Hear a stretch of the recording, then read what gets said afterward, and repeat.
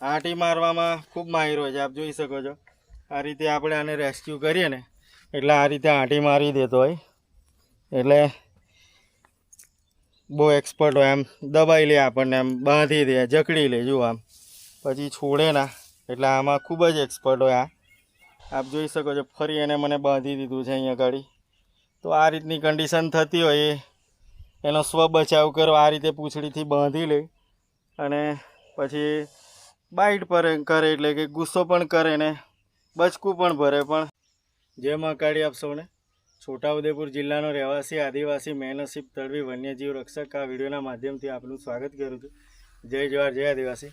અત્યારે પાવી જેતપુરથી 4-5 કિલોમીટરના અંતરે આ રાસલી ગામ છે. આ નાની એવી ઓરડી છે, આ ખેતર છે આજુબાજુ, અને ઓરડી છે એટલે અહીં ડાંગર રોપવાનું કામ ચાલે છે. અહીં ડાંગર બધું રોપાય છે. તો માલ સામાન આ રીતે આની અંદર મૂકતા હોય, તો એની અંદર સામાન લેવા જતા એમણે કંઈક સાપ દેખો દીધો છે. તો અત્યારે આપણે સ્થાને પહોંચી ગયા છે. તો એ સાપ જે એમનું કહેવું છે કે છુપાયેલો છે, તો આપણે જોઈ લીધો તો એને અત્યારે અહીંયા આવી અને જે સાપ છે અહીંયા ગાડી છુપાયેલો હતો, આપણે જોઈ લીધો હતો. અત્યારે અહીં પહોંચી અને પછી એને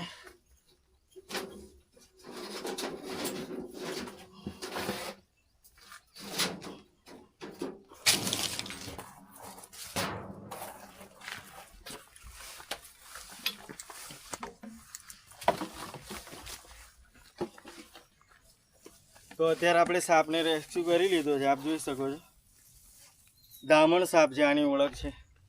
ગુજરાતીમાં દામણ કહેવાય, અંગ્રેજીમાં રેડ સ્નેક કહેવાય, ને અહીંની જે દેશી ભાષા છે લોકલ લેંગ્વેજ એમાં એને દમનાહો કહેવામાં આવે છે.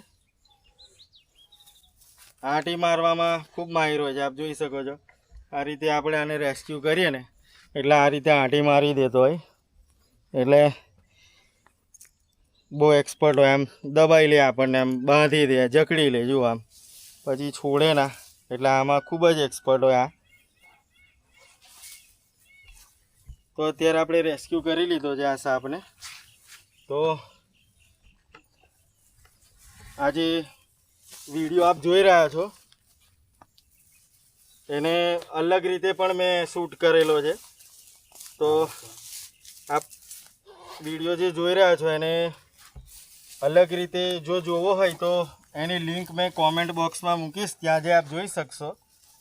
અને આ જે વ્યૂ છે એ તમને જોવા મળશે, પણ આનો એક અલગ વ્યૂ પણ તમને જો જોવો હોય, આવા વિડીયો જો આપણને પસંદ પડતા હોય જોવાના, સ્નેક રેસ્ક્યુના, કોઈ પણ જીવ બચાવે એના, તો એનો અલગ એક ડિફરન્ટ વ્યૂ પણ છે, એ આપ જોઈ શકશો એમાં. તો એની લિંક મેં કોમેન્ટ બોક્સમાં મૂકીશ. બાકી આપણું કામ છે ટેલિફોનિક જાણ થાય આપણને આ રીતે રેસ્ક્યુ માટે, કોઈ પણ જીવને બચાવવા માટે, તો આપણે ત્યાં પહોંચી જતા હોય ને રેસ્ક્યુ કરી લેતા હોય. તો અત્યારે આપણે આ દામણ સાપને રેસ્ક્યુ કરી લીધો છે. એ ત્યાં જ બેઠો, ઉંદર ખાવા અથવા તો કંઈ દેડકો હોય ગમે તે. અને સીધી વસ્તુ છે ચોમાસાને લીધે બધું લીલું થઈ ગયું છે, એના દર પુરાઈ જતા હોય ને એવું બધું હોય, એટલે આવા સાપ આવી જ જતા હોય. ઘર હોય આ રીતે, ખેતરમાં ઓરડી હોય, ગમે તે વોટેવર, પણ એ લોકોને રહેવા લાયક હોય અથવા તો આ રીતે એમને માહોલ મળે તો એ આવી જ જતા હોય. આપ જોઈ શકો છો ફરી એને મને બાંધી દીધું છે અહીંયા ગાડી. તો આ રીતની કન્ડિશન થતી હોય એનો સ્વ બચાવ કરો, આ રીતે પૂંછડીથી બાંધી લે અને પછી બાઇટ પર કરે, એટલે કે ગુસ્સો પણ કરે ને બચકું પણ ભરે. પણ હાલ મેં એને એ રીતે રેસ્ક્યુ કર્યો છે શાંતિથી, એટલે બાઇટ કરવાની કોશિશ તો એને મને નથી કરી, પણ બાઇટ કરી પણ શકે છે. બટ નોન વેનમસ હોય છે આ સ્નેક, આમાં કોઈ પણ પ્રકારનું ઝેર હોતું નથી, ટોટલી હાર્મલેસ હોય છે બિલકુલ. આમાં કોઈ પણ પ્રકારનું ઝેર નથી હોતું, એટલે બીવાની જરૂર નથી. પણ સાપ દેખોતી એટલે કોઈ પણ વ્યક્તિ હોય એને બીક લાગતી જ હોય. આપણું કામ છે આપણને ટેલિફોનિક જાણ થાય રેસ્ક્યુ માટે, એટલે આપણે રેસ્ક્યુ કરી લેતા હોય.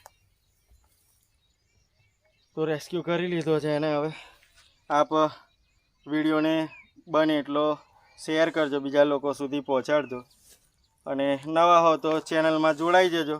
બાકી લાઈક કમેન્ટ કરજો, ક્યાંથી જોવો છો, કયા વિસ્તારમાંથી જોવો છો, કયા જિલ્લામાંથી, કયા રાજ્યમાંથી જોવો છો, આપ મને કમેન્ટમાં જણાવજો. સાપ વિશે કંઈક જાણતા હોય તે પણ આપ જણાવજો. અને આપે કંઈક જાણવું હોય આ સાપ વિશે, જે હું આ વિડીયોમાં કદાચ ના કીધું હોય કે બીજા વિડીયોમાં પણ ના કીધું હોય, આપણને કંઈક જાણવું હોય તો આપ મને કમેન્ટ કરી પૂછી શકશો.